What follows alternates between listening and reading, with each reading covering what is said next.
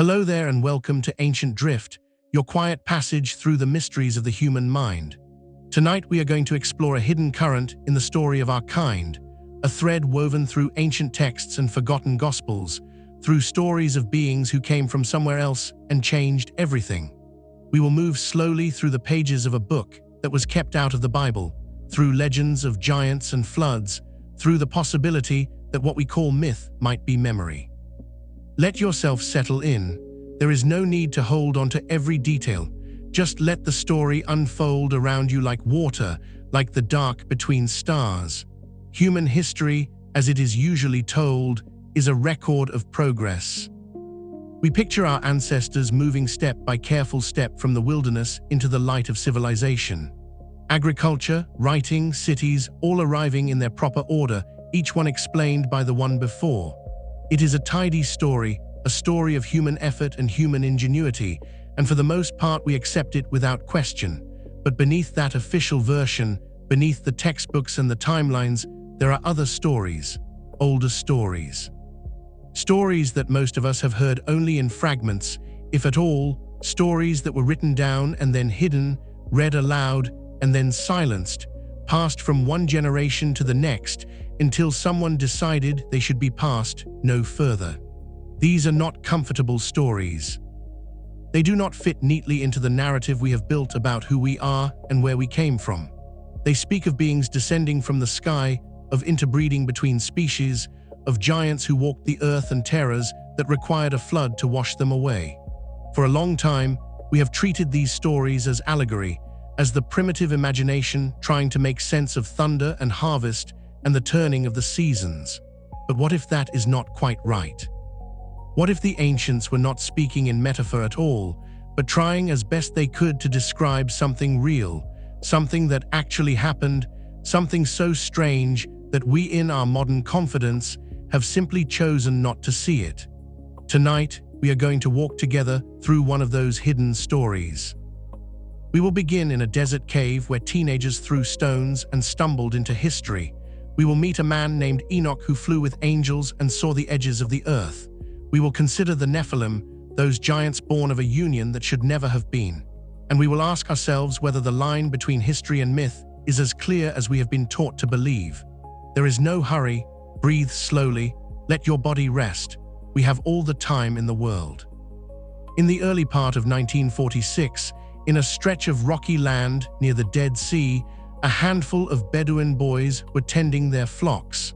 It was slow work, the kind of work that leaves the mind free to wander.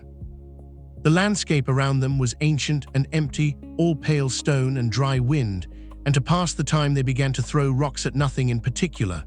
One of the boys threw a stone toward the mouth of a cave, and instead of the dull thud of rock meeting sand, he heard something shatter. The sound echoed out of the darkness. Curious, the boys went closer. Inside the cave, half buried in dust, were large clay jars. One of them had broken open. Inside were scrolls, brittle and old beyond imagining. It would take years for the world to understand what had been found. Archaeologists and scholars descended on the region. They searched 10 more caves. They found fragments, hundreds of fragments, pieces of parchment and leather that together formed something like 800 or 900 separate manuscripts. These became known as the Dead Sea Scrolls, and among them were texts that no living person had read in more than 1,000 years. Copies of the Hebrew Bible, yes, but also other things, prayers and hymns and commentaries. And buried in that collection, written in a careful hand on animal skin, was a book that had been almost entirely erased from memory. It was called the Book of Enoch. The Book of Enoch is not one book but 5, stitched together over centuries by hands we will never know. The Book of Watchers, the Book of Parables, the Astronomical Book, the Dream Visions, the Epistles of Enoch. 100 chapters in all, and at the center of them is a man named Enoch, who appears briefly in the book of Genesis as the 7th generation from Adam. He is the father of Methuselah, the grandfather of Noah. In Genesis he is mentioned almost in passing. He lived, he walked with God, and then he was not, for God took him. That is all. But the Book of Enoch does not pass over him so quickly. It tells his story, or rather, it tells the story of what he saw. According to the book, there were beings called Watchers, angels sent by God to observe the earth and its people. Their task was simple: watch, do not interfere. But somewhere along the way, the Watchers looked at human women and found them beautiful. Desire took root, and so they descended. They took human wives, they lay with them. And from those unions children were born, children who were not quite human and not quite angel. These children were called the Nephilim, and they were giants. The text describes them as savage, as dangerous, as creatures who consumed everything in their path. Some translations say they devoured humanity. They were beings of appetite and violence, and the earth groaned under their weight. The gods, or God, depending on how you read it, were not pleased. The Watchers had broken the boundary between worlds. They had brought knowledge and power and bloodlines that should never have existed. And so, the Watchers were punished. They were chained and cast into a deep place beneath the earth, a prison of stone and darkness where they would remain until the end of days. But the Nephilim still walked above. The world had been corrupted, twisted beyond repair, and so a decision was made. There would be a flood. The earth would be cleansed. Everything would begin again. Before the flood, Enoch was taken up. The book describes him being carried into the heavens in a chariot of fire. He saw the rivers from above. He saw mountains and the edges of the world. He stood in the presence of beings made of light and flame. He was chosen to be a messenger, a bridge between the imprisoned Watchers and the divine powers that had condemned them. The Watchers begged him to plead their case, to ask for mercy, but the answer was always no. What had been done could not be undone. The flood would come. The Nephilim would drown. The Watchers would remain in their chains. And humanity, what was left of it, would be given another chance. This is not the story you hear in Sunday school. It is stranger, darker, more specific in its details, and for a very long time, it was part of the canon. Early Christians and Jews accepted the Book of Enoch as scripture. It was quoted, copied, studied. Some scholars believe it may even have inspired parts of Genesis, that the writers of the Bible drew from Enoch when they wrote about the flood and the Nephilim and the mysterious passage where God takes Enoch away. But at some point, the book was set aside. It was deemed too strange, too troubling, or perhaps too revealing. By the time the Bible as we know it was finalized, the Book of Enoch was gone. Why? That is a question worth sitting with. Let your breath slow. Feel the weight of your head against the pillow. Imagine a room full of men in the early centuries after Christ, men with power and ambition, men trying to shape a religion that would last. They are deciding what belongs and what does not. They have scrolls spread before them, dozens of gospels and letters and histories, and they are choosing. This one stays, this one goes. What guided their choices? Theology, certainly. Politics, almost certainly. And perhaps something else. Perhaps a desire to simplify, to make the story less wild, less difficult to control. Consider what else was left out. The Gospel of Peter, in which the resurrected Christ emerges from the tomb, accompanied by two angels so tall their heads reach the clouds, and a cross that walks and speaks. The Gospel of Mary, in which Mary Magdalene is named as Jesus' closest disciple, perhaps even his beloved, and the male disciples are rebuked for dismissing her. These are strange and challenging texts, and they were not included. The same process that excluded them also excluded Enoch, not because the texts were false necessarily, but because they did not fit. They asked too much. They suggested too much. The Book of Enoch suggests that human history was interrupted. It suggests that we are not entirely the product of our own evolution, that something came from outside and changed us, taught us, left its mark in our blood. It suggests that the gods or angels, or whatever we choose to call them, were not distant and abstract, but physical, present, capable of desire and error. And it suggests that the Great Flood was not a random catastrophe or a moral parable, but a deliberate act of reset, an attempt to undo a mistake. These are not easy ideas. They do not leave room for the tidy categories we prefer.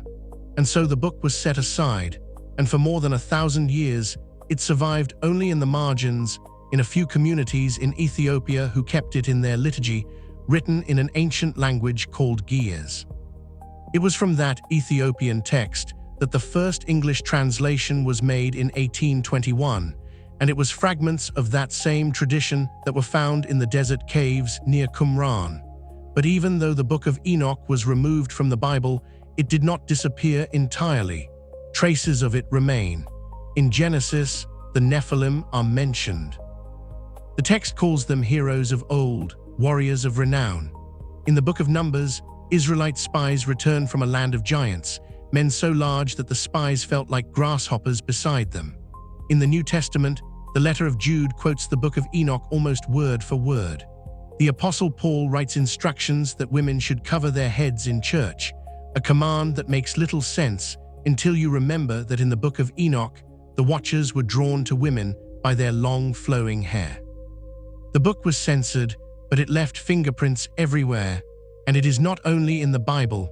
Stories of giants appear in cultures all over the world. Let that thought sit with you for a moment. Feel the stillness of the room around you. Imagine the earth as it was long ago, when there were fewer people and more wilderness, when the night was truly dark and the stories told by firelight were the only way to make sense of the world. In those stories, again and again, there are giants. The explorer Marco Polo wrote of a race of giants in Zanzibar, being so strong that one of them could carry 4 ordinary men. In what is now Morocco, the people of Tangier claimed their city was founded by a giant named Antaeus.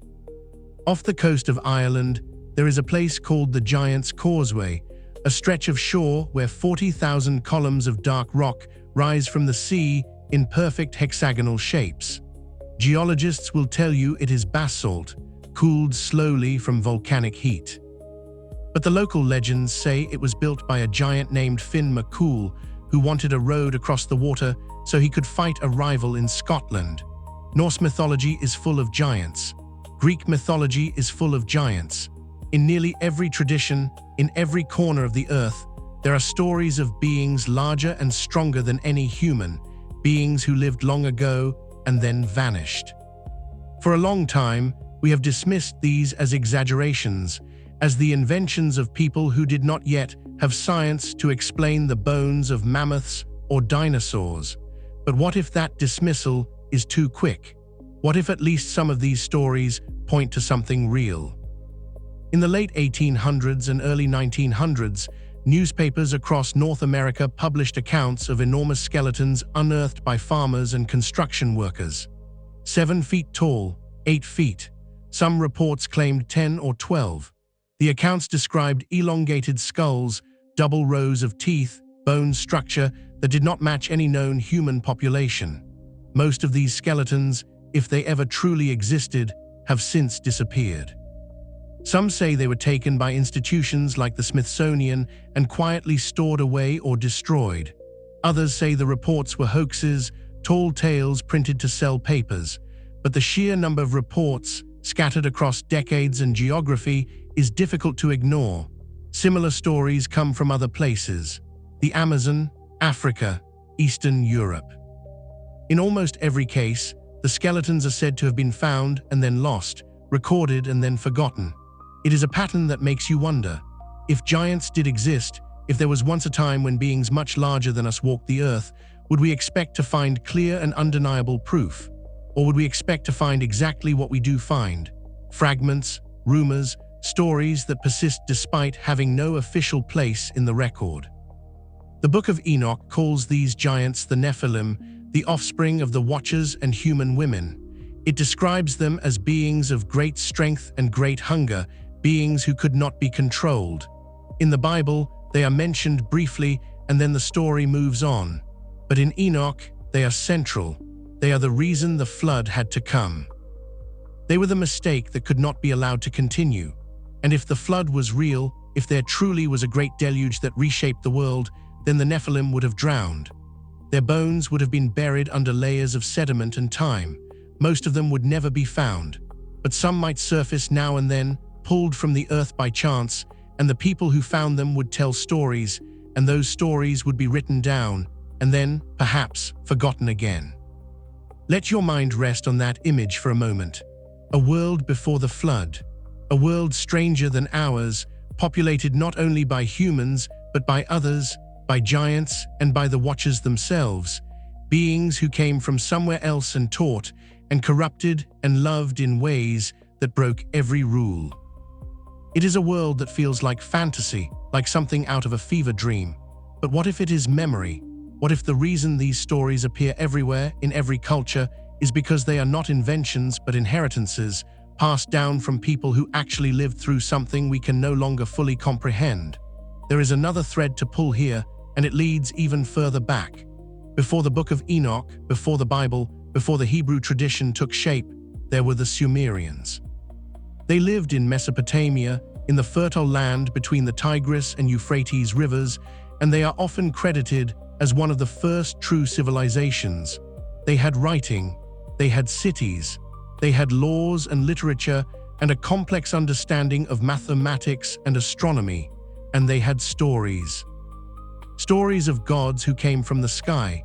The Sumerians called these gods the Anunnaki, a word that translates roughly as those who came from the heavens.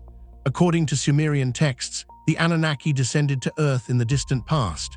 They were powerful, they were knowledgeable, and at some point, they began to interact with human beings.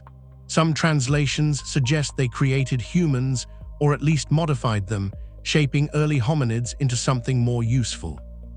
Other texts describe the Anunnaki taking human lovers, interbreeding with them, producing children who were something new. Does that sound familiar? The Watchers and the Nephilim, retold. The Sumerian story does not end there. According to their texts, the Anunnaki grew dissatisfied with what the earth had become. Humanity was too loud, too chaotic. The hybrid children were a problem, and so the Anunnaki decided to wipe the slate clean. They brought a flood. One human, a man often compared to Noah, was warned in advance. He built a boat.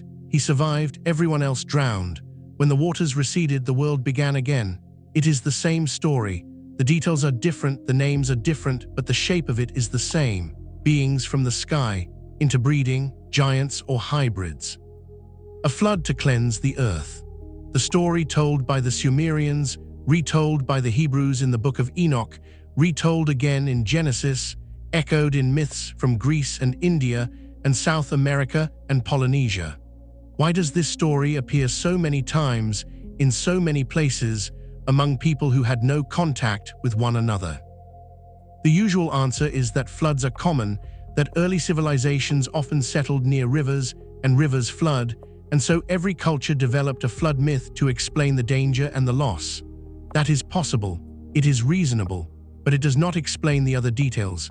The beings from the sky, the giants, the sense that humanity was not alone, that something else was here, something powerful and dangerous and ultimately destructive. Some researchers, writers like Zecharia Sitchin and Erich von Däniken, have suggested that the Anunnaki were not gods or angels, but extraterrestrials. Visitors from another planet who came to Earth, perhaps to mine resources, perhaps to conduct experiments, perhaps simply because they could. They were advanced far beyond early humans, and so they were worshipped.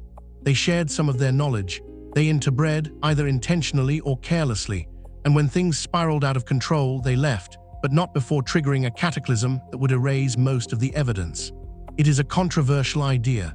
It lives at the intersection of archaeology and speculation, and most mainstream scholars reject it outright. But it is worth considering, if only because it takes the ancient stories seriously. It asks what if they meant what they said. Consider the agricultural revolution. Around 10,000 years before the Common Era, human beings who had spent millennia as nomadic hunter-gatherers suddenly began to settle down. They planted crops. They domesticated animals. They built permanent homes. In a region that roughly corresponds to modern Kurdistan, people were cultivating barley and wheat and rye. They were raising goats and sheep. Within a few centuries, they were smelting copper, weaving cloth, making pottery, developing one of the earliest known writing systems. It was an explosion of innovation, a leap forward that changed everything.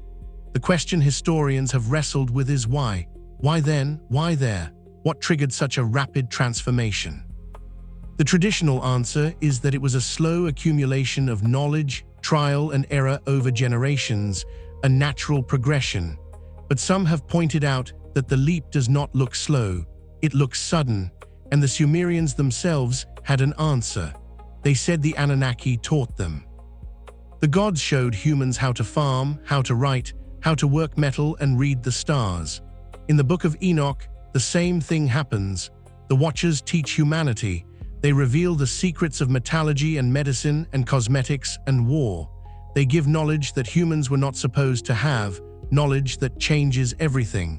The text in Enoch is specific. It names the Watcher Azazel as the one who taught men to make swords and shields and breastplates, who showed them the metals of the earth and how to work them. It describes other Watchers teaching the use of plants and roots, the movements of the stars, the art of writing.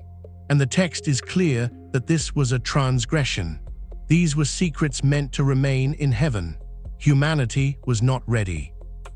But the Watchers gave them anyway, and the result was corruption, violence, imbalance. If you strip away the religious language, what are we left with? A story of advanced knowledge being introduced to a less advanced people. A story of technology arriving too soon, before the culture was ready to handle it responsibly. A story of progress and consequence. It is not so different from our own anxieties about artificial intelligence or genetic engineering, the fear that we are unlocking powers we do not fully understand and cannot control.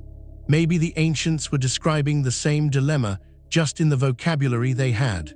Breathe slowly, let your shoulders drop. There is no need to hold tension. We are simply wandering together through a landscape of questions, and it is all right not to have answers. Let the questions themselves be enough. The pyramids of Egypt are often brought up in these conversations. They are massive, precise, aligned to cardinal directions and celestial bodies with an accuracy that seems impossible given the tools and knowledge we believe the Egyptians possessed at the time. How did they do it? The official explanation involves ramps and levers and copper tools and thousands of laborers working for decades. And maybe that is true, but the alignment, the mathematics, the sheer ambition of it all suggest a level of sophistication that does not quite fit the timeline. Some have suggested that the Anunnaki helped. That the knowledge required to build the pyramids was not developed by the Egyptians alone, but given to them, just as the Sumerians said they were given the knowledge of agriculture and writing. Interestingly, there is an old Arabian historian named Al-Makrizi who wrote that the pyramids were built by a king named Saurid, who lived before the Great Flood. He built them, according to the account, to preserve knowledge, to protect it from the coming disaster. And the name Saurid, when translated into Hebrew, becomes Enoch. So here again, the same figure appears, woven into yet another tradition. Enoch and Mejarana, Hermes, Thoth. Different names in different languages, but perhaps the same story. A man who walked between worlds, who was taught by beings greater than himself, who was taken up before the flood and preserved. In the Book of Enoch, there is a passage where Enoch witnesses what the text calls the secrets of the lightnings and the secrets of the thunder. Some readers have suggested that this is an ancient attempt to describe electricity, energy, forces that would not be understood scientifically for thousands of years. It is speculative, certainly, but it is intriguing. And it ties into a modern phenomenon that some believe is connected to the same source: crop circles. Over the past few decades, intricate patterns have appeared in fields around the world, usually overnight, usually in grain crops. Most are dismissed as hoaxes, and some certainly are. But others are far more complex. They contain mathematical formulas, depictions of magnetic fields, diagrams that seem to represent motors or energy devices. Some researchers believe these are messages, blueprints left by an intelligence that wants to communicate, but cannot or will not do so directly. And some believe that intelligence is the same one the Sumerians called the Anunnaki, the same beings who taught humanity once before and are, perhaps, trying to teach us again.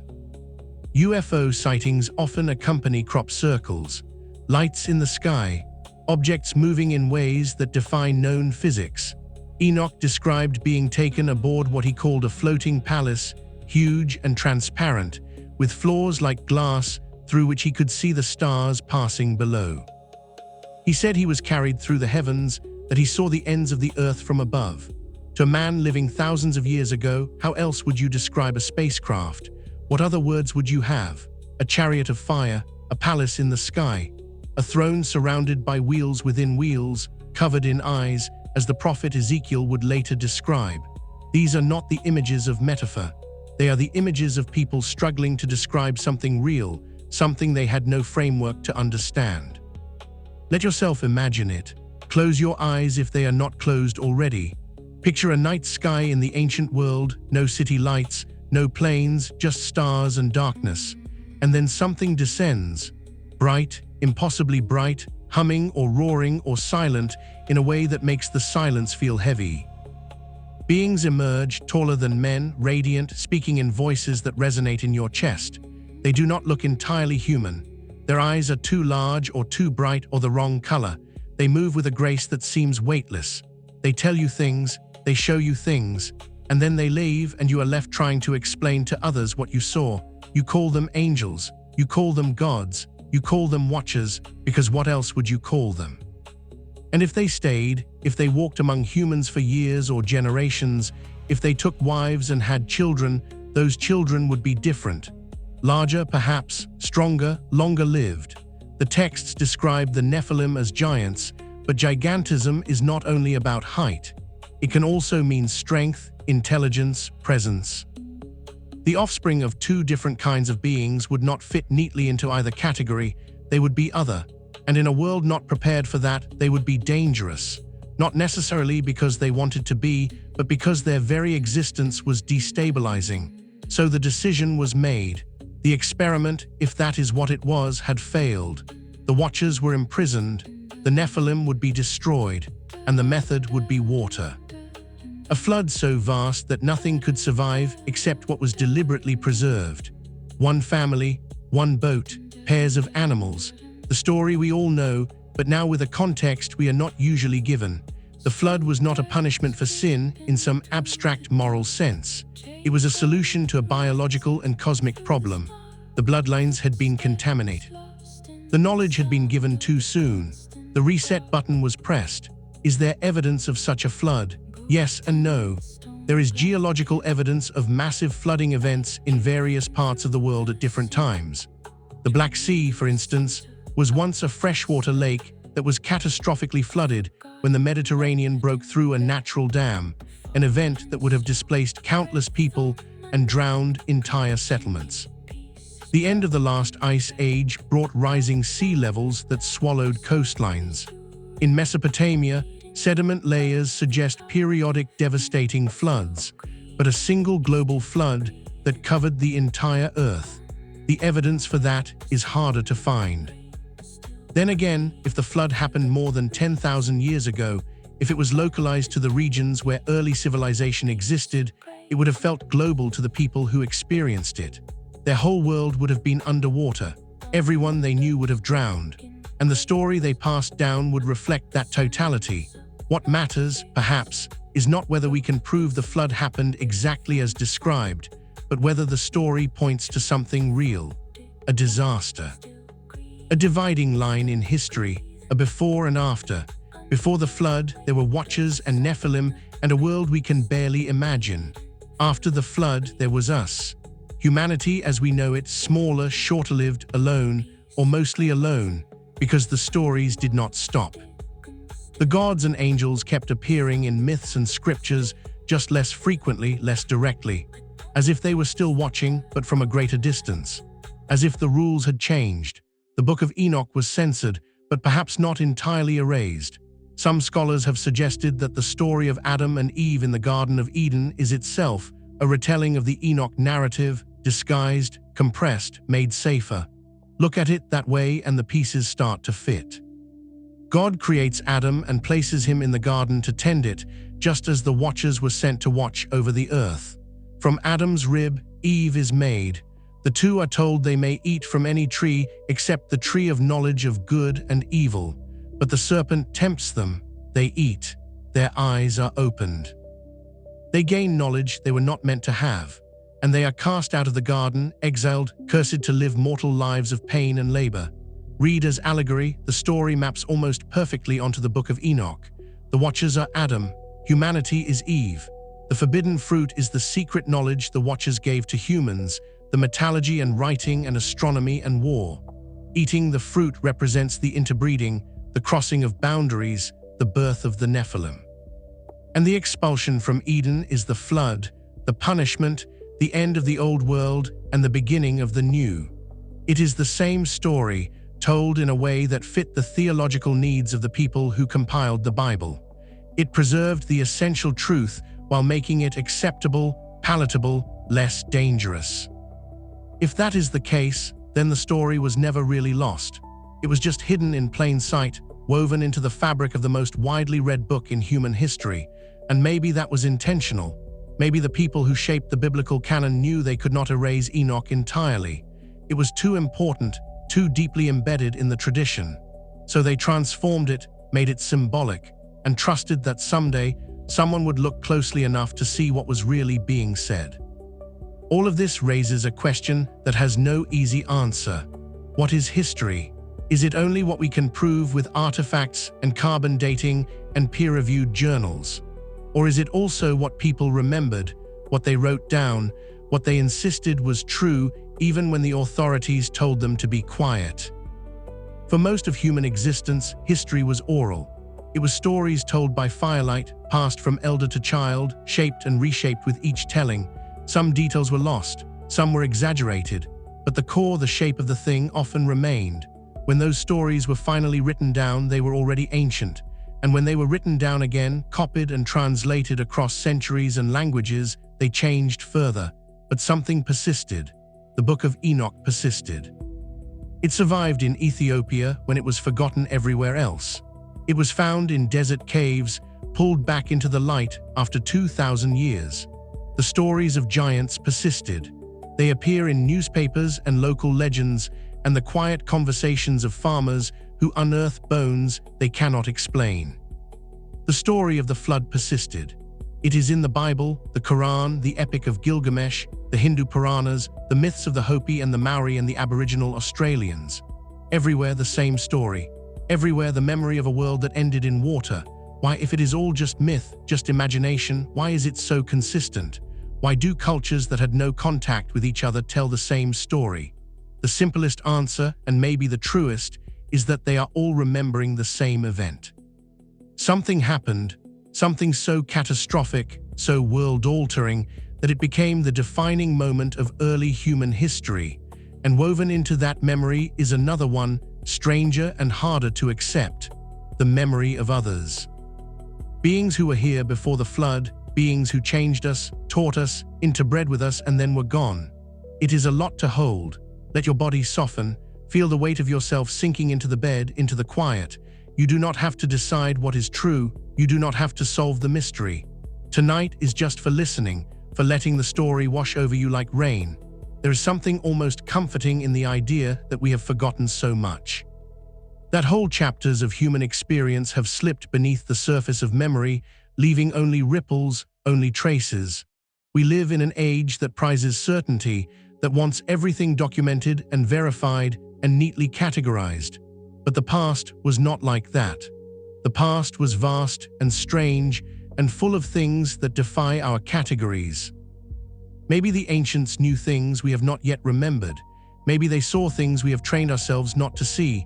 Think about the way knowledge disappears. Not all at once, not dramatically, but slowly, through a process of forgetting and discarding and deciding what matters. A book is copied by hand, and the scribe leaves out a passage that seems unimportant or troubling. A library burns. A language dies. A tradition is suppressed by a new religion or a conquering empire. Within a few generations, what was once common knowledge becomes obscure. Within a few more, it becomes legend. And eventually, it becomes nothing at all, or nearly nothing, just a shadow in a story that no one quite believes anymore. The Book of Enoch went through exactly this process. It was scripture, and then it was controversial, and then it was excluded, and then it was forgotten by everyone except a small community on the other side of the world who kept it alive in a language almost no one else could read. If not for that community, if not for those desert caves and the teenagers throwing rocks, the book might have been lost entirely. and we would never have known what we were missing. We would have read Genesis and accepted the brief mention of the Nephilim as a curiosity, a fragment of mythology that did not need explanation. We would have moved on. But now we cannot move on quite so easily because we have seen what was left out. We have seen the longer, stranger version of the story, and it changes everything. It changes the way we read the Bible, certainly. But it also changes the way we think about history itself, about the assumption that the ancient world was simpler than ours, more primitive, more superstitious. What if it was not simpler at all? What if it was more complex, more layered, full of knowledge and experiences that we have lost access to? The Sumerians knew things about astronomy that should have been impossible without telescopes. They charted the movements of planets and described celestial mechanics with startling accuracy. They wrote about a planet in the outer solar system that modern science did not discover until recently. How did they know? The usual explanation is that they were careful observers, patient and meticulous, and perhaps that is all it was. But their own texts say they were taught by the Anunnaki, by beings who came from the heavens and shared knowledge of the stars. The ancient Egyptians built structures that required not only immense labor, but immense precision. The Great Pyramid is aligned to true north with an error of less than 1/15 of a degree. Its dimensions encode mathematical constants like pi and phi. The blocks, some weighing more than 70 tons, were quarried and transporting and fitted together with almost no gaps, no mortar, just stone on stone so tightly joined that you cannot slide a piece of paper between them. Modern engineers look at it and struggle to explain how it was done, even with our technology. The standard explanation involves ramps, but no one has found evidence of ramps large enough to move blocks that heavy to heights that great. So we are left with a mystery, and the Egyptians themselves left records, not many, but some, that speak of gods who walked among them in the early days, gods who brought wisdom and order and helped them build. Are those records literal or metaphorical? That is the question we keep coming back to. We are taught to read ancient texts as metaphor, as allegory, as the primitive mind trying to make sense of natural phenomena through storytelling. Thunder is the anger of the gods. The sun is a chariot crossing the sky. Floods and earthquakes and eclipses are divine messages. And much of the time, that reading makes sense, but not always. Sometimes the texts are oddly specific. They include details that do not fit the metaphor, details that seem to point towards something real. Enoch's description of his journey to the heavens is one of those moments. He talks about being taken into a structure that sounds like a craft, transparent, filled with light, moving through space. He describes looking down and seeing the earth below, seeing the stars around him. He speaks of rooms within rooms, of beings of fire and ice, of places at the edges of creation where the fabric of reality is thin. These are not the usual images of heaven as a golden city or a peaceful garden. They are strange and concrete and technological in a way that feels out of place. Unless, of course, he was describing something he actually experienced, something he had no vocabulary for, and so he used the words he had. A chariot, a palace, wheels within wheels. The prophet Ezekiel, centuries after Enoch, described something similar. He saw a whirlwind coming out of the north, a great cloud with fire flashing continually. Inside the cloud were 4 living creatures, and beside each creature was a wheel, and the wheels were full of eyes all around. The creatures moved, and the wheels moved with them, and above them was something like a throne, and on the throne a figure like a man, glowing like metal in fire. It is one of the most bewildering passages in the Bible. Scholars have spent centuries trying to interpret it. Some say it is symbolic, a vision of God's glory expressed in surreal images. Others have suggested it is a description of a spacecraft, a vehicle not of this world, piloted by beings Ezekiel could only call angels. There is a tradition in some circles of trying to reverse engineer these biblical descriptions, to draw diagrams based on the measurements and details given in the text. The Ark of the Covenant, for instance, is described in Exodus with very specific dimensions and materials. Gold and acacia wood, precise proportions, poles for carrying, a lid called the mercy seat with two cherubim facing each other. Some have suggested it was not just a religious artifact, but a device, perhaps a capacitor or some kind of energy source. The instructions for handling it are strict. Only certain people can touch it. It must be carried in a certain way. In the Book of Samuel, a man named Uzzah reaches out to steady the ark when the oxen stumble, and he is struck dead on the spot. The text says God's anger burned against him, but what if it was not anger? What if it was simply the result of touching something that was electrically charged, something dangerous to handle improperly? This is speculation, of course. But it is speculation grounded in the text itself, in the details that do not quite make sense if the ark was just a box.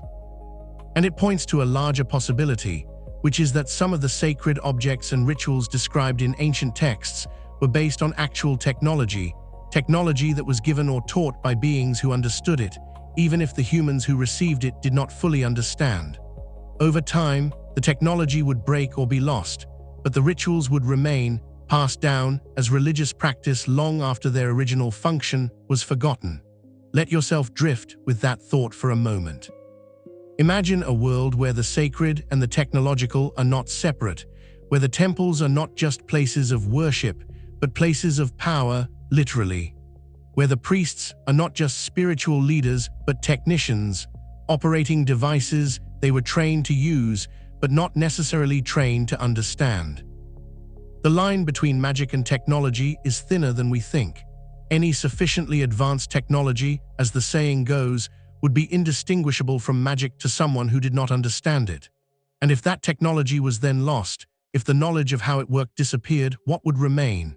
Stories, rituals, the memory that something powerful once happened here, even if we can no longer make it happen. The Book of Enoch says the Watchers taught humanity the secrets of the heavens and the earth. Metallurgy, medicine, astrology, writing. These are foundational technologies, the building blocks of civilization. And according to the text, they were not discovered gradually over millennia, but taught, transmitted, given as gifts or stolen as secrets. There is a parallel here to the Greek myth of Prometheus, who stole fire from the gods and gave it to humanity. He was punished for it, chained to a rock where an eagle ate his liver every day, only for it to grow back each night so the torment could continue. Fire in that story is not just literal fire, but knowledge, enlightenment, the spark that makes civilization possible. And the gods did not want humans to have it. They wanted to keep humanity in the dark, powerless, dependent. Prometheus defied them, and he suffered for it. The Watchers, in the same way, gave knowledge that was not meant to be given, and they were punished, imprisoned deep in the earth, bound until the end of time. The stories are almost identical in structure. A divine being transgresses by helping humanity. Humanity gains power and knowledge. The divine being is punished, and the knowledge itself becomes a source of corruption because it was given too soon, before humanity was ready to use it wisely. The Book of Enoch is explicit about this. It says that the Watchers taught men to make weapons, and from that came violence. They taught the use of cosmetics and adornments, and from that came vanity. They revealed the movements of the stars, and from that came sorcery and astrology, which the text treats as forms of forbidden knowledge. The implication is clear. Knowledge without wisdom is dangerous. Power without morality is destructive. We are living through our own version of that story right now. We have technologies our grandparents could not have imagined. We can edit genes, create artificial intelligence, split atoms, reshape the climate. We have power on a scale that is almost godlike, but do we have the wisdom to use it well? That is the question the ancients were asking in their own way, and the answer in their stories is usually no. Humanity is not ready. We reach for the fruit, we eat it, and then we discover that knowledge and power come with consequences we did not foresee. The garden is lost. The flood comes. We are cast out, or we are drowned, or we are left to live with what we have done. But there is another layer to this. The stories are not just warnings, they are also records. They tell us that this has happened before. That humanity has risen and fallen before, that we have been given knowledge and misused it, and paid the price. The flood is not just a myth about divine punishment. It is a memory of a reset, a moment when everything was wiped away and the survivors had to start over. And if it happened once, it could happen again. Perhaps it has happened many times. Perhaps the history of humanity is not a straight line of progress, but a cycle, a spiral, rising and falling, building and collapsing, learning and forgetting. There are hints of this in various traditions.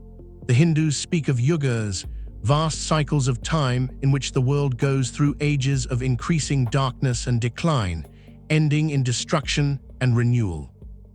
The Mayans had a similar concept, cycles of creation and destruction, each world ending so the next could begin. Plato wrote about Atlantis, an advanced civilization that sank beneath the waves in a single day and night of catastrophe. He claimed he heard the story from Egyptian priests, who said their records went back thousands of years before Greece even existed, and in those records were accounts of civilizations that rose and fell long before history as the Greeks knew it began. Most scholars treat Atlantis as fiction, a parable Plato invented to make a philosophical point. But what if he was recounting something the Egyptians actually told him?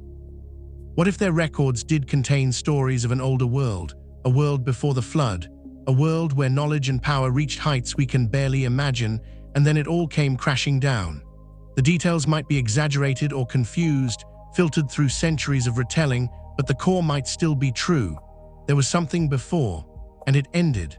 This is where the Book of Enoch and the Sumerian texts and the flood myths and the stories of Atlantis all start to converge. They are all pointing toward the same possibility, that human history is older and stranger than we have been taught, that there were civilizations before ours, perhaps many of them, and they achieved things we are only now beginning to rediscover, and they were not alone. There were others here, others who came from somewhere else, who interbred with humanity, who shared their knowledge and then disappeared or withdrew. The Watchers, the Anunnaki, the gods, whatever name you give them, they were real, and their influence is still woven into our DNA, our myths, our fragmentary memories of a past we cannot quite access. Breathe deeply, let your ribs expand and fall. There is no need to hold tightly to any of this. Just let it be a possibility, a doorway you can step through or walk past as you choose. The night is long, and your body is heavy, and sleep is waiting whenever you are ready for it. One of the most intriguing aspects of these ancient accounts is the technology they describe, not in our terms, but in theirs. The Book of Enoch mentions that the Watchers taught humanity about the movements of the sun and the moon and the stars, about the courses of the heavenly bodies. This is astronomy, yes, but it is also navigation, calendars, the ability to track time and predict seasons. These are not trivial skills.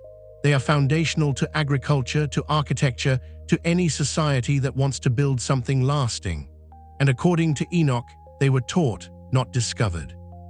The Sumerians, similarly, had knowledge that seems out of place. They knew about the precession of the equinoxes, a slow wobble in the Earth's axis that takes roughly 26,000 years to complete. Observing that requires centuries of careful record-keeping, tracking the position of stars over generations. It is possible the Sumerians did that, but it is also possible they were told. Their texts say the Anunnaki shared the knowledge of the heavens, that they taught humans to read the skies. There are other examples. The Dogon people of Mali have a tradition that describes the star Sirius in remarkable detail, including the fact that it has a companion star, Sirius B, which is invisible to the naked eye. Modern astronomers did not discover Sirius B until the mid-1800s using telescopes. The Dogon, however, have known about it for centuries. They say they were taught by visitors from the sky, beings they call the Nommo. The visitors came in a craft that descended with great noise and wind, and they lived among the Dogon for a time, teaching them about the stars and the structure of the cosmos. Then they left. This story was brought to wider attention in the 1970s, and it has been debated ever since. Skeptics suggest the Dogon learned about Sirius B from Western astronomers and incorporated it into their mythology. Others point out that the Dogon traditions predate any contact with those astronomers, that the knowledge is embedded in their rituals and symbols in ways that suggest it is very old. There is no definitive answer, but the story fits the pattern. Visitors from the sky, knowledge given, a memory preserved. Crop circles fit into this pattern too, though they are a modern phenomenon. The first widely reported crop circles appeared in England in the 1970s, simple circles pressed into fields of wheat and barley. Over time, they became more complex. Geometric patterns, fractals, images that seemed to depict astronomical alignments or mathematical formulas. Most were eventually explained as hoaxes, the work of people with boards and ropes creating the patterns at night. But not all of them. Some appeared in locations that were under observation. Some were so large and intricate that creating them in a single night without detection seemed impossible, and some contained details that suggested knowledge beyond what hoaxers would likely have. Diagrams of magnetic fields, representations of complex waveforms, images that matched obscure scientific concepts. A crop circle that appeared in 2001 showed what looked like a response to a message humanity had sent into space decades earlier. In 1974, scientists at the Arecibo radio telescope broadcast a message toward a cluster of stars, a binary code containing information about humanity, our DNA, our solar system, the telescope itself. The crop circle that appeared in a field in England seemed to be a reply, using the same format but with different information. A different solar system, a different form of life, a different kind of technology. It could have been an elaborate hoax.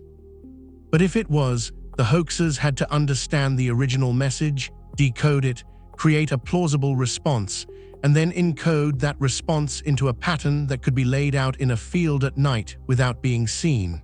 It is possible, but it is also strange. If the crop circles are messages, who is sending them, and why use such an indirect method? Some have suggested that direct contact is not possible or not allowed, that there are rules governing how advanced civilizations can interact with less advanced ones. The message has to be subtle, ambiguous, something that can be noticed by those who are looking but dismissed by those who are not. A whisper, not a shout. The same might be true of the ancient accounts. The Watchers and the Anunnaki did not arrive with a fleet of ships and announce themselves to the world. They came quietly, or at least quietly enough that their presence could later be remembered as myth rather than history. They taught in ways that could be forgotten, that could be absorbed into religious tradition and lose their context. Maybe that was intentional. Maybe there was always a rule, and the rule was broken, and the flood was the consequence.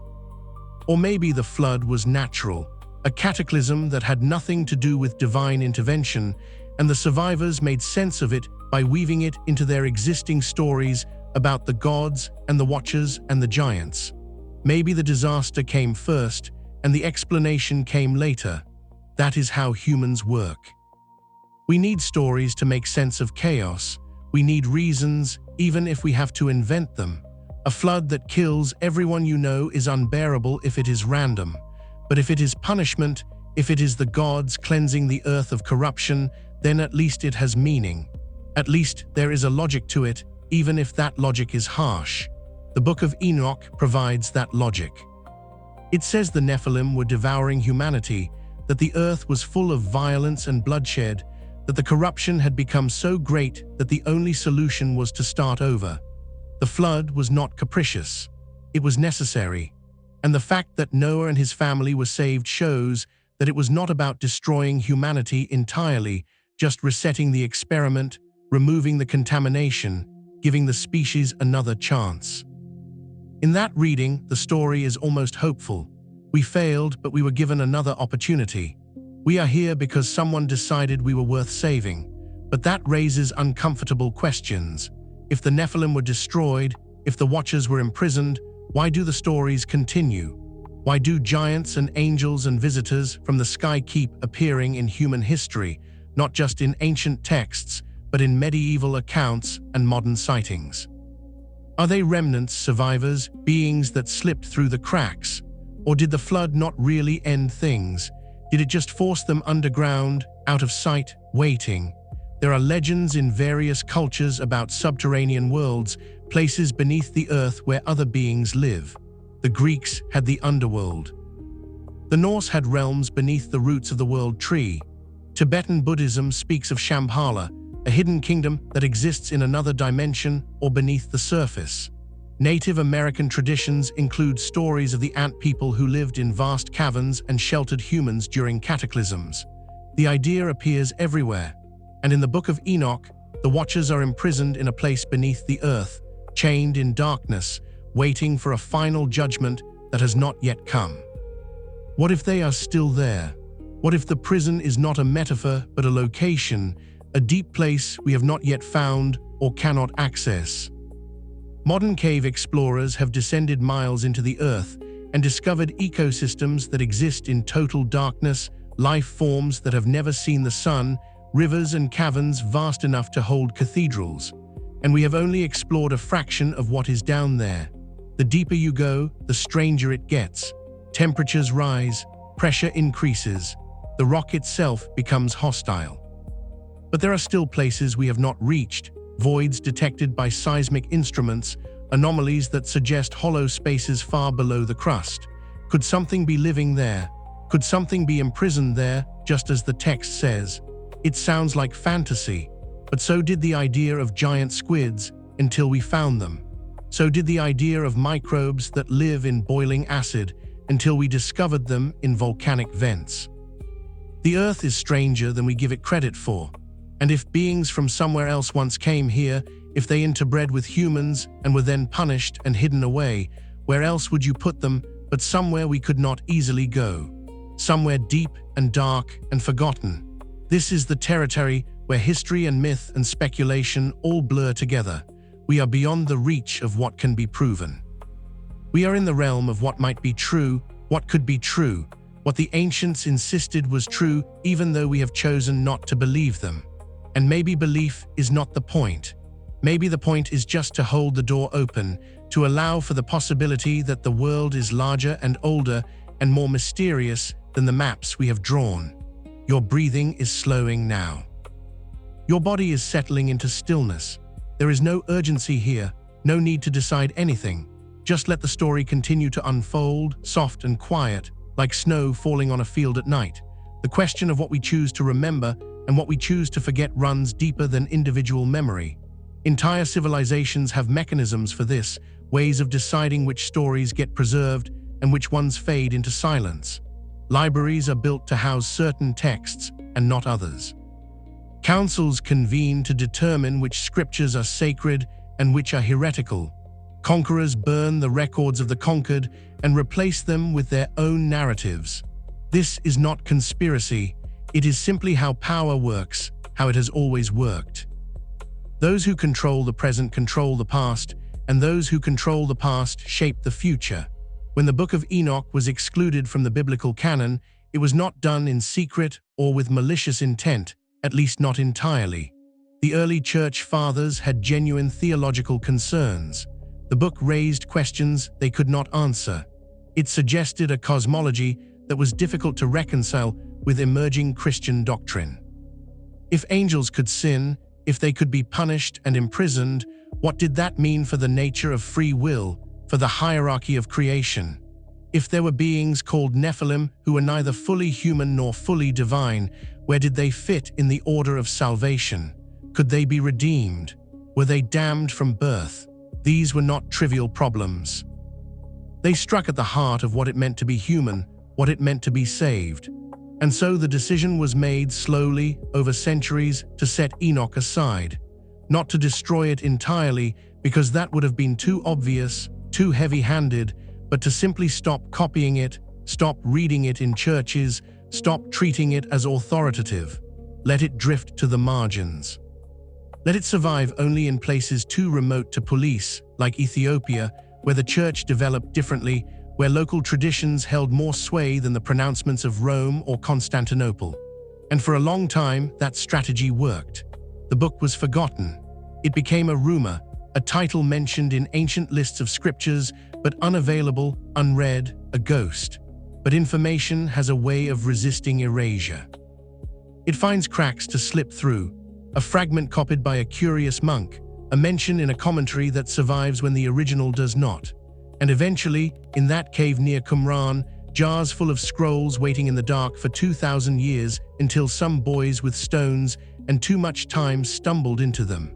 It feels almost like the book wanted to be found, like it was patient, biding its time. That is magical thinking, of course. But it is hard not to feel that way when you consider the odds. How many texts have been lost completely, burned or rotted, or simply forgotten with no copies surviving anywhere? Thousands, tens of thousands, but this one made it. Against all probability, it endured. The same is true of the Sumerian texts. For millennia, no one could read cuneiform. The wedge-shaped marks pressed into clay tablets were just decorative patterns, meaningless. The tablets themselves were everywhere, scattered across Mesopotamia, but they might as well have been blank. It was not until the 1800s that scholars began to crack the code, to realize that these marks were writing, that they recorded languages, stories, entire libraries of knowledge. And when they were finally translated, they revealed a history far older than anyone had imagined. Stories of creation and flood, of gods and kings, of cities that thrived before the Bible was written, before the pyramids were built. The Sumerians gave us the first written language, the first law codes, the first literature. And they also gave us the story of the Anunnaki, which might be the first written record of contact with something not human. It is interesting to note how often these ancient texts speak of writing itself as a divine gift. Enoch was taught to write by the Watchers. The Sumerians said that writing was given to them by the gods. The Egyptians attributed the invention of hieroglyphs to Thoth, the ibis-headed god of wisdom and magic. Writing is power.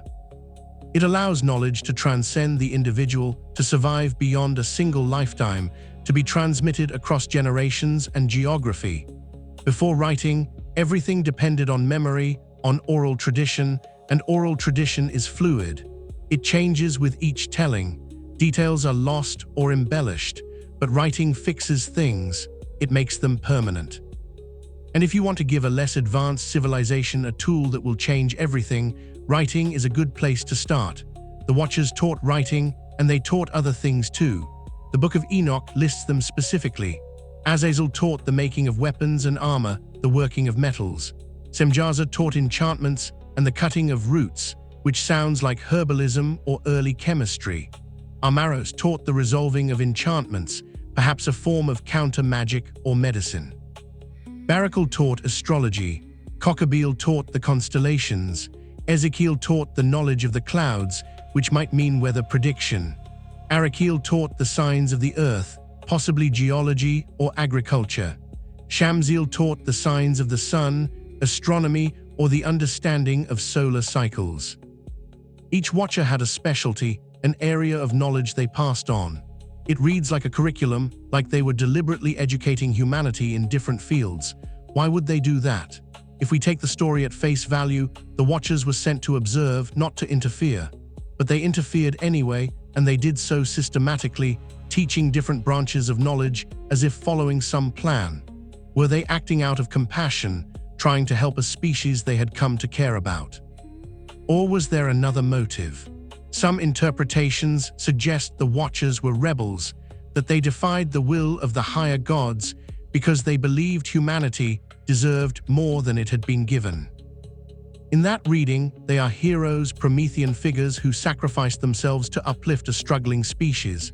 Other interpretations are darker. They suggest the Watchers were exploiting humanity, sharing knowledge to gain influence and power, using humans for their own purposes. The interbreeding might not have been love. It might have been something else. Experimentation, conquest, the creation of a hybrid race that would serve them. The text itself is ambiguous. It condemns the Watchers for what they did, but it also acknowledges that the knowledge they gave was real and valuable. Humanity learned metallurgy, writing, astronomy. We built cities and temples. We began to shape the world rather than simply surviving in it. That is progress by any measure. But the text insists it came too soon, that we were not ready for it, and the result was corruption and violence. The Nephilim, the offspring of the Watchers and human women, are portrayed as monsters, as beings whose appetites could not be satisfied, who consumed everything around them. They are described as giants, but gigantism here might be metaphorical as much as physical. Giants in power, giants in hunger, beings who took up too much space, who could not be controlled or contained. There is an echo of this in other mythologies. The Titans of Greek myth were giants, the children of earth and sky, and they ruled the world before the Olympian gods overthrew them. The Titans were powerful but crude, lacking the refinement and order that Zeus and his siblings would bring. They had to be defeated, cast down into Tartarus, imprisoned beneath the earth. The parallels to the Watchers and Nephilim are striking, a race of powerful beings that came before that had to be removed so that a new order could be established. The flood in the Bible, the Titanomachy in Greek myth, both are stories of cosmic reset, of the old world being swept away so the new one could begin. And in both cases, there are survivors, Noah and his family. Deucalion and Pyrrha in the Greek flood myth.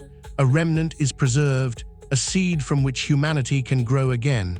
But the question is always, what else survived? If the Nephilim were drowned in the flood, were all of them destroyed? The Bible suggests not. In the Book of Numbers, centuries after the flood, the Israelites encounter the Nephilim again, or beings they identify as Nephilim, giants so large that the Israelites feel like grasshoppers in comparison. How is that possible if the Nephilim were wiped out? Did some survive? Did they reproduce? Or is Nephilim not a single bloodline but a category, a term for any beings that are larger or stronger or different from ordinary humans? The archaeological record is frustratingly silent on this. There are stories, yes. Newspaper reports from the 1800s and early 1900s describing enormous skeletons dug up in burial mounds in Ohio, in caves in Tennessee, in construction sites across North America. 7 feet tall, 8 feet, sometimes more. Skulls with unusual features, elongated or thickened, extra rows of teeth. But the skeletons themselves, if they ever existed, have disappeared. Some researchers claim they were collected by the Smithsonian Institution and quietly stored away or destroyed. The Smithsonian denies this. Without the physical evidence, we are left with stories, and stories are not proof. But stories are data of a different kind. They tell us what people believed, what they saw or thought they saw. And the sheer number of stories, from so many different places and times, suggests something. Maybe not giants in the sense of beings 12 feet tall, but people who were significantly larger than average, who stood out, who were remembered. Human height varies. There are populations today where the average man is well over 6 feet. There are individuals who reach 7 feet or more due to genetic variations. In the past, when the average height was lower, someone who was 6.5 feet tall might have seemed like a giant. And if those individuals had unusual features, if they were stronger or looked different in other ways, they might have been seen as not quite human, as remnants of the Nephilim. There is also the possibility that Nephilim is a mistranslation or a misunderstanding. The Hebrew word Nephilim is related to the root naphal, which means to fall. So Nephilim could mean the fallen ones, or those who cause others to fall, or those who descended. It might not refer to physical size at all, but to status or origin. They were called Nephilim because they were the children of the fallen Watchers, the ones who fell from grace or fell from heaven to earth. Over time, as the story was retold and reinterpreted, the term became associated with giants, with physical stature. But the original meaning might have been more about lineage and nature than size. Still, the image of giants has persisted, and not just in the Bible. The ancient Greeks told stories of the gigantes, enormous beings born from the blood of Uranus when he was castrated by his son Cronus. The gigantes waged war against the Olympian gods and were defeated only with great difficulty. The Norse had the Jotnar, often translated as giants, beings of immense strength who lived in Jotunheim and were in constant tension with the gods of Asgard. Irish mythology speaks of the Fomorians, a race of hostile beings, often depicted as giants or monsters, who fought against the Tuatha De Danann, the divine race of Ireland. The Fomorians were eventually defeated and driven into the sea or underground, but legends say they still exist, hidden waiting. These stories span cultures that had no contact with one another, and yet they all include the same elements: beings of great size and strength, conflict between them and the gods or heroes, defeat and imprisonment or exile, and the suggestion that they are not entirely gone, that they linger at the edges, in the wild places, beneath the earth or beyond the horizon. Why does this pattern repeat? The rationalist explanation is that every culture produces monster stories as a way of defining boundaries, of creating an other that the community can unite against. Giants represent chaos, the untamed, the dangerous. Heroes and gods represent order and civilization. The stories are about the triumph of order over chaos, culture over nature, and that is probably part of it, but it does not explain the specificity. It does not explain why so many of these stories include details about interbreeding, about the giants being hybrids, the offspring of gods and humans.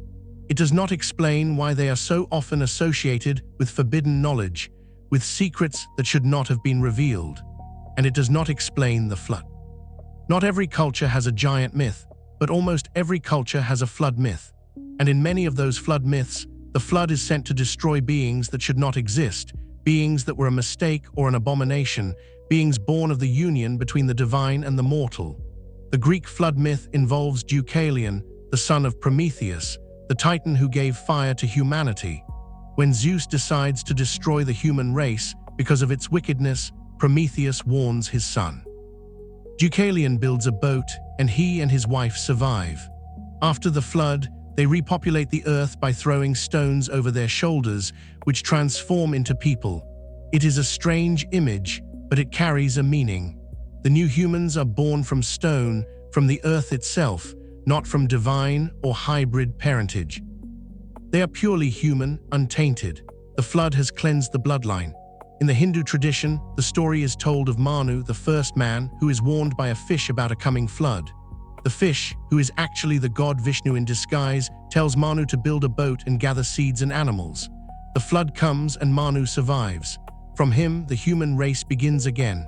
In this version, the flood is not a punishment but a transition, the end of one cycle and the beginning of another. But the structure is the same: a warning, a chosen survivor, a vessel, the destruction of the old world, the birth of the new. The Mesopotamian epic of Gilgamesh, one of the oldest written stories we have, includes a flood narrative that is strikingly similar to the story of Noah. Utnapishtim, a wise man, is warned by the god E that the other gods plan to send a flood. He builds a boat, brings his family and animals aboard, and survives. After the flood, he is granted immortality and lives at the edge of the world. When Gilgamesh seeks him out, searching for the secret of eternal life, Utnapishtim tells him the story of the flood and explains that immortality was a one-time gift, not something that can be earned or repeated. The flood was unique, a singular event that reset the world. All of these stories agree on one thing: the flood was not a natural disaster, it was a decision. The gods, or God, decided that the world had become too corrupted and needed to be wiped clean. Only a chosen few were spared, and after the flood, the rules changed. Humanity was more separated from the divine. The age of direct interaction, of gods walking among mortals, was over, or at least diminished. We were on our own, or mostly on our own. The Book of Enoch fits perfectly into this pattern. The Watchers are imprisoned before the flood. Enoch is taken up to heaven. Noah builds the ark. The Nephilim are destroyed. And after the flood, humanity starts again, smaller, shorter-lived, without the direct guidance or interference of the Watchers. We are given a chance to develop on our own, without the contamination of hybrid bloodlines or forbidden knowledge, except that the knowledge is still here. We still have metallurgy and writing and astronomy. Those skills were not washed away by the flood. They survived because humans who had been taught passed them on.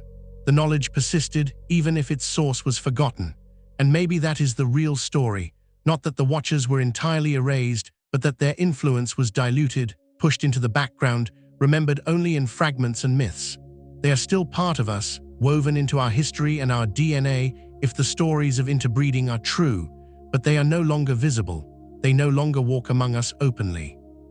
They have become shadows, whispers, traces in old books that most people never read, or perhaps they have simply learned to be more careful. If the flood was a punishment for interference, for breaking the rules, then maybe the lesson was learned. Contact would have to be more subtle, more ambiguous. Crop circles instead of face-to-face meetings. UFO sightings instead of landing in the town square. Messages encoded in ways that could be dismissed as coincidence or hoax. The phenomenon continues, but in a form that allows for deniability, that lets people believe or disbelieve according to their own inclination. There is a concept in modern discussions of extraterrestrial contact called the zoo hypothesis. It suggests that if advanced civilizations exist, they might intentionally avoid contact with less advanced ones, observing from a distance like scientists studying animals in a wildlife preserve. Interference would contaminate the experiment, so they watch but do not intervene. Or they intervene only minimally in ways that do not disrupt the natural development of the younger species. The hypothesis is speculative, but it offers a framework for thinking about why, if the universe is full of life, we have not seen clear evidence of it. Maybe we are being left alone on purpose. Maybe the rules prohibit direct contact, but if the ancient texts are right, the rules were broken once. The Watchers made contact.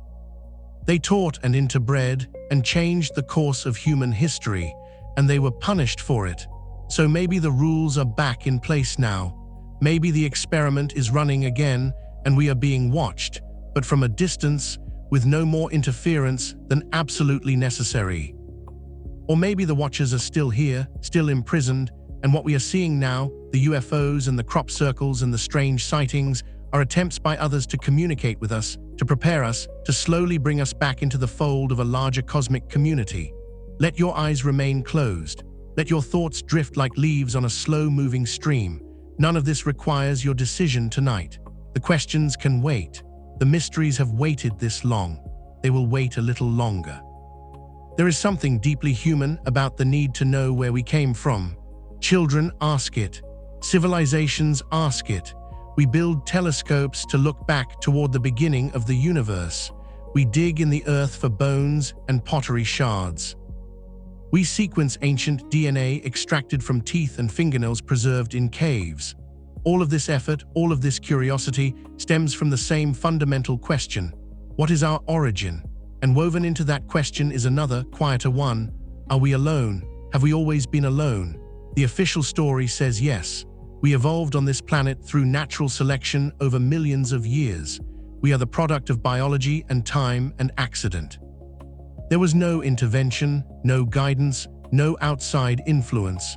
We are entirely of the earth, shaped by the same forces that shaped every other living thing. And perhaps that is true. Perhaps the story is really that simple, but the ancient texts suggest otherwise. They suggest that at some point, something came from outside and changed us, taught us, mingled with us. And if that happened, then we are not purely of the earth. We are hybrids, at least in part. We carry something else in us, something that came from somewhere else. Modern genetics has revealed some strange things. There are stretches of human DNA that scientists call junk DNA, sequences that do not seem to code for anything, that appear to serve no function. For a long time, these were dismissed as evolutionary debris, remnants of our biological past that no longer matter. But more recent research suggests that some of this so-called junk DNA might actually be regulating genes in ways we do not yet understand, turning things on and off, influencing development in subtle ways. And there are sequences in the human genome that do not appear in other primates, sequences that seemingly came from nowhere, or at least from no obvious ancestor. Horizontal gene transfer, the process by which organisms acquire genetic material from sources other than their parents, is well documented in bacteria. It is less common in complex organisms, but it does happen. Viruses can insert their DNA into a host. That DNA can sometimes be passed on to offspring. Over time, it becomes part of the genome. Could something similar have happened with humans? Could there be genetic material in us that came from something not human? It sounds like science fiction, but it is at least biologically possible. And if beings like the Watchers did interbreed with humans, their genetic contribution might still be present, buried in our DNA, invisible to us because we do not know what we are looking for. We would see the sequences but not recognize them as foreign. We would classify them as human because they are in humans, not realizing that they originated somewhere else. This is speculation layered on speculation, of course, but it is the kind of speculation that the ancient texts invite. They tell us repeatedly that we are not purely what we think we are, that our history has been edited, simplified, made more comfortable, that the truth is stranger and more complicated and would require us to rethink not just where we came from, but what we are.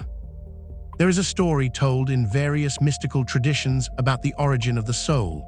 Some teachings say that souls are eternal, that they existed before the physical universe and will continue after it ends.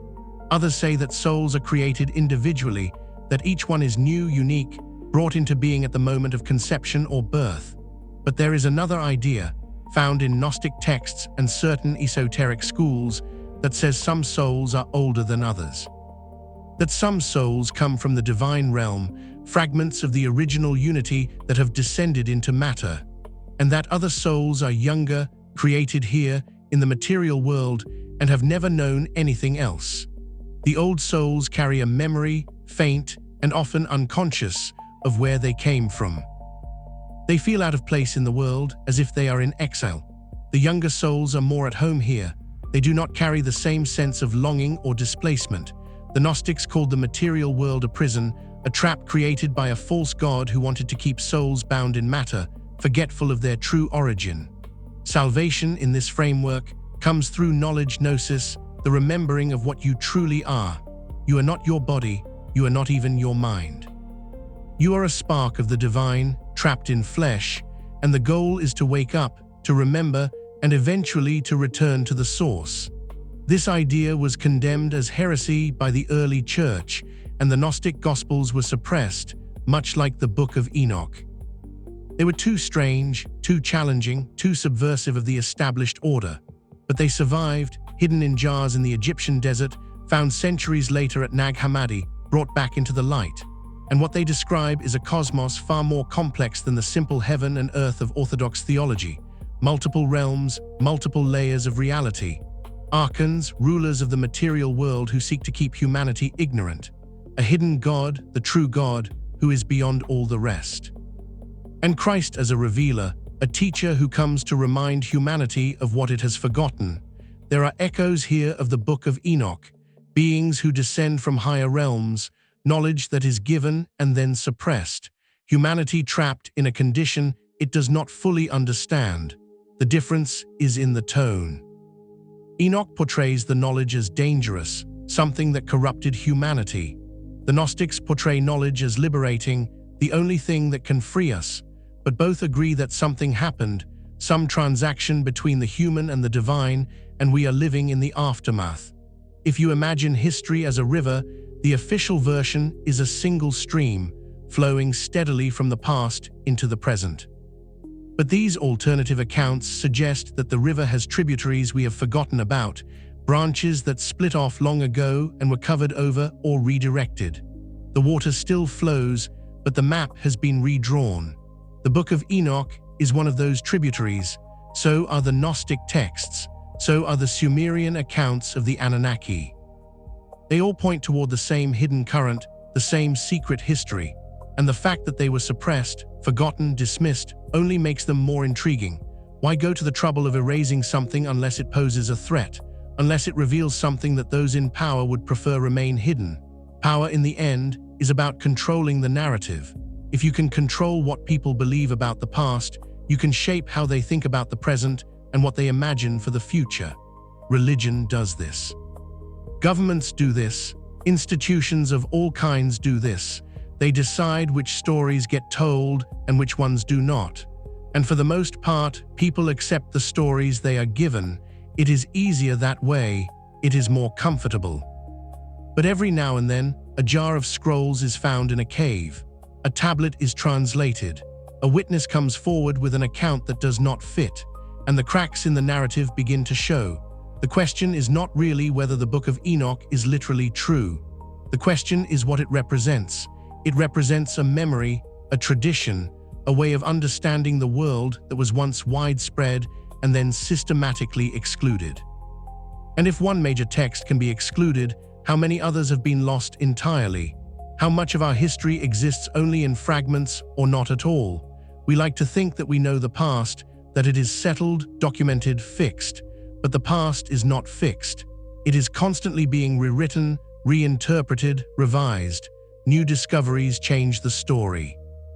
New perspectives reveal things that were always there but not seen. The past is not behind us. It is beneath us, layered, deep, still speaking if we are willing to listen. And listening is not the same as believing. You can listen to the Book of Enoch without deciding that it is historical fact. You can consider the possibility that the Watchers were real without committing to a particular explanation of what they were. Extraterrestrials, interdimensional beings, spirits, metaphors. The label matters less than the act of paying attention, of treating the text as something other than primitive superstition. The people who wrote these texts were not stupid. They were observing their world, trying to make sense of it, recording what they saw and what they were told. Maybe they misunderstood. Maybe they exaggerated, but maybe they also saw things we have not seen, new things we have forgotten. Think of it like archaeology. When archaeologists find a ruin, they do not assume it is fiction just because it does not fit the established timeline. They try to understand it. They ask what it was, who built it, why it was abandoned. They revise the timeline if necessary. The same approach can be applied to texts. The Book of Enoch is a ruin, a textual artifact from a time and a worldview we no longer fully inhabit. But it is still there. It still has structure, meaning, information encoded in its language and its stories. We can excavate it. We can try to understand what it meant to the people who wrote it and what it might mean to us now.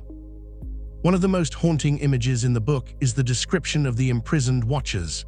They are bound in chains beneath the earth, in a place of darkness and fire, waiting for a final judgment that has not yet come. They are conscious, they are suffering, and they are begging for mercy, pleading with Enoch to intercede on their behalf. But the answer is always no. What they did cannot be undone. The punishment is permanent, or at least it lasts until the end of the age, whenever that might be. What does it mean to be imprisoned beneath the earth for thousands of years, aware, unable to escape, cut off from the sky and the light? It is a kind of hell, and in later Christian theology, hell becomes a fully developed concept, a place of eternal punishment for the wicked. But in Enoch, it is not humans who are in hell. It is the Watchers. They are the first prisoners, the first damned, and their crime was loving humans too much, or at least desiring them too much, crossing a boundary that should not have been crossed. There is something tragic in that. They were sent to watch, and they watched, and what they saw moved them. They were drawn in, they made a choice, and the choice destroyed them. It is a story about the cost of connection, the danger of crossing boundaries, the consequences of giving in to desire. It is also a story about punishment that seems disproportionate, eternal imprisonment for the crime of love or lust or curiosity. It raises questions about the nature of the divine justice that imposed such a sentence. Is this a loving God or a fearful one? Is this mercy or control? The text does not answer these questions. It presents the story and leaves the reader to wrestle with it. And perhaps that is the point. Perhaps the Book of Enoch was never meant to provide easy answers. Perhaps it was meant to disturb, to provoke, to make people question the simple narratives they had been given. And perhaps that is why it was excluded. Not because it was false, but because it was too difficult, too destabilizing. It asked too much of its readers, but it has survived. Against all odds, through suppression and forgetting and the passage of millennia, it has survived. And now it is available to anyone who wants to read it. You can download it, read it on a screen, hold it in your hands as a printed book. The exile is over, the censorship has failed, The story is back, and with it comes the invitation to reconsider everything we thought we knew about where we came from and what happened in the long ago time before history began to be written down in the forms we recognize. There are other books, other texts, other traditions that have been similarly marginalized. The Nag Hammadi Library, the Apocrypha, the Pseudepigrapha. Ancient writings from Persia and India and China that describe encounters with beings from the sky, wars fought with advanced weapons, flying machines, catastrophic floods. The Mahabharata speaks of Vimanas, aerial vehicles used by gods and kings. The Ramayana describes weapons that sound like nuclear devices, explosions that vaporize armies and leave the ground scorched. These are dismissed as mythology, as fantasy. But what if they are memories, distorted by time and translation, but still pointing towards something that actually happened? We assume that advanced technology is a modern invention, that our ancestors lived simple lives with simple tools. But what if that assumption is wrong? What if there have been previous cycles of civilization, rising and falling, building and collapsing, leaving only fragments behind? The flood would have destroyed most of the evidence. Wood rots, metal corrodes. Stone endures, but even stone can be buried, worn away, misidentified. If a civilization existed 10 or 15,000 years ago, if they built cities and machines and then were wiped out by a cataclysm, what would remain? Not much. Some stones, some myths, some genetic traces, exactly what we have. This is the alternative history that the Book of Enoch points toward. A history in which humanity is not alone, has never been alone, in which our development was guided or interfered with by others, and in which cataclysms have repeatedly reset the clock, forcing us to start over. It is a history that makes us smaller in some ways and larger in others. Smaller because we are not the apex, not the center, not the masters of our own destiny. Larger because we are part of something much older and stranger, connected to beings and events that stretch across time and space in ways we are only beginning to glimpse. Your body is so heavy now, sinking deeper into the mattress, into the warmth, into the quiet dark. The story is almost done, or at least this telling of it is, but the story itself is never done. It continues in the text still being discovered, in the questions still being asked, in the slow, patient work of remembering what has been forgotten. There is comfort in mystery, strange as that might sound. We live in an age that demands answers, that treats uncertainty as a problem to be solved. But uncertainty is also a kind of freedom. It means the story is not finished. It means there is still room for wonder, for discovery, for the possibility that tomorrow we might learn something that changes everything we thought we understood today. The Book of Enoch offers that kind of mystery. It does not tie everything into a neat conclusion. It leaves us with imprisoned watchers and a world after the flood, and the sense that something profound was lost, something we are still trying to recover. And maybe we are not meant to recover it fully. Maybe the forgetting was necessary, a protective measure, a way of giving humanity space to grow without the overwhelming presence of beings so far beyond us that we could only ever be children in their shadow. Or maybe the forgetting was an accident, a consequence of time and disaster, and the simple fact that knowledge is fragile. It must be maintained, copied, taught, or it disappears. A single generation that fails to pass something on, and it is gone forever. How much have we lost that way? How many books burned in Alexandria? How many scrolls crumbled to dust? How many oral traditions died with the last elder who remembered them? We will never know. We can only look at what remains and imagine the vastness of what does not. But what remains is enough. Enough to ask questions, enough to wonder, enough to stand beneath the night sky and feel, even if just for a moment, that we are part of something much larger and older and stranger than the small lives we led. The stars that Enoch saw from his floating palace are the same stars you can see tonight if you step outside. The rivers he flew over still flow, even if their courses have changed. The earth he looked down upon is the same earth, carrying the same secrets in its stones and bones and buried places. And somewhere, if the text is to be believed, the watchers are still chained in darkness, still waiting, not metaphorically, actually waiting, The Book of Enoch says they will remain there until the final judgment, until the end of the age. We do not know when that is. The text does not say, but it suggests that the story is not over, that there is still an act to come, a resolution, a moment when everything hidden will be revealed and everything imprisoned will be released or destroyed. Until then, we wait too. We live in the in-between time, the time after the flood and before the ending, carrying fragments of memory and trying to make sense of them. Let your breathing deepen. Let the questions rest. Tonight is not for answers. Tonight is for the quiet space between knowing and not knowing, for the comfort of mystery, for the gentle drift towards sleep. Tonight is for rest. All of these questions, all of these ancient voices calling across the centuries, they will still be there in the morning. The Book of Enoch will still exist. The stories of watchers and giants and floods will still be written in clay and parchment and stone. You do not need to carry them with you into sleep. You do not need to solve the mystery or decide what is true. Let the effort wait for morning. Let the weight of wondering lift from your shoulders. Feel your body now, how heavy it has become. Your arms and legs are sinking, your head pressed deep into the pillow. There is no need to move, no need to think.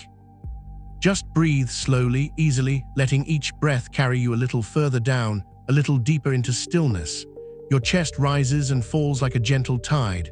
Your heartbeat is steady and calm. Everything is slowing, softening, settling into the quiet dark. The ancients looked up at the sky and saw beings descending. They looked around and saw giants walking the earth. They remembered a flood that washed it all away. And then they wrote it down, these impossible stories, and passed them forward through time, through censorship and forgetting, until they reached us here, tonight, in this quiet room. Maybe they were trying to tell us something important.